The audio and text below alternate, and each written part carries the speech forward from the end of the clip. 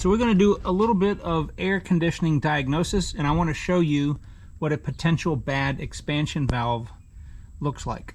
So I've got a field piece wireless probe set up on the high and low side of the system.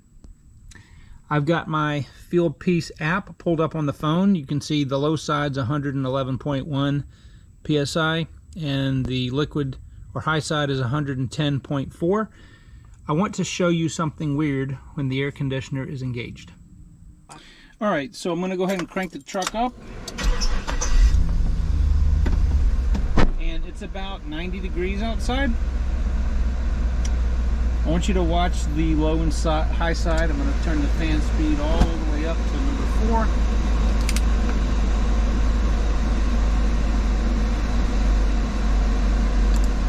All right, just engage the compressor.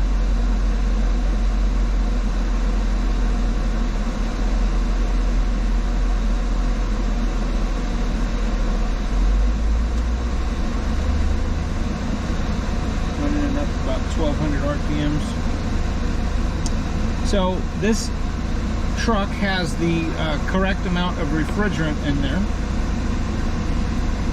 You see how high that head pressure is? The low side pressure, that's about normal. It may be 5 degrees too high, but this should be no more than about 275. Now, the condenser fan is running. The condenser has a small amount of damage on the bottom, which I'll show you guys in just a minute.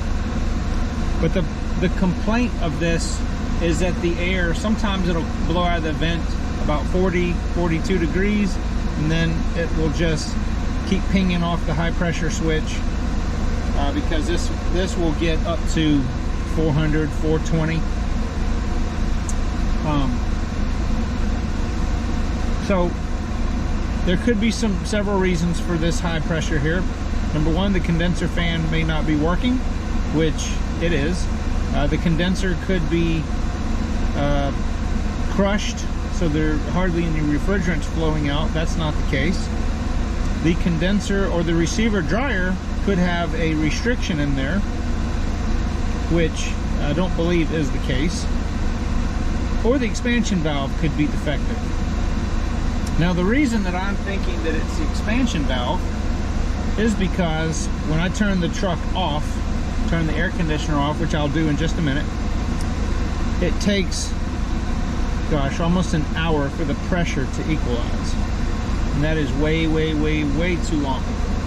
Under ideal circumstances, this should probably be about 26, and this should be about 250 to 275. So the air right now is blowing out at 61 degrees, which is it's about 30-degree drop over ambient. Now, I know the factory manual says that these things should have, if you get a 20-degree drop, that's fine, acceptable, but this pressure is unacceptable. Now, I'm going to go ahead and turn the AC off. Okay, so the compressor's off. So these pressures will start to equalize, but I'm thinking that because the expansion valve is, it's not completely stuck, but it's really, really, really slow to move.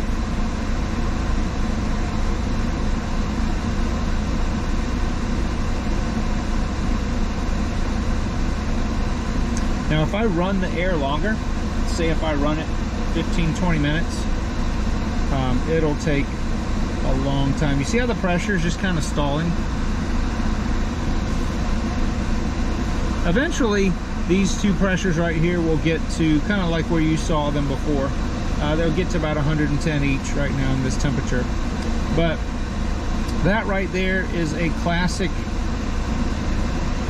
symptom of a bad expansion valve. All right, so let's go into the truck and let me show you real quick what the condenser looks like. All right, so here's the condenser. It has a little bit of damage right here. Somebody hit something. It doesn't leak. But you can see there's 1, 2, 3, 3 definitely restricted tubes, and there's a couple that are deformed. I don't believe that this could cause a good restriction. I don't believe it is the complete fault here, because at certain times, even if it's 90 degrees outside, this thing will blow 40-degree air. So nothing changes on the condenser. It is slightly restricted, but what does change and what will move over time is the expansion valve. So that's why I'm thinking that that is, and this could be a slight bit of the problem, but I don't think it's the main culprit. I think the main culprit is the expansion valve. What do you guys think? All right, so here we are, and the pressure still on the low side, it's 81, and the high side, it's 218. And this will take quite a while before this equalizes. So I am going to do a video on how to, we're definitely changing the condenser and the receiver dryer.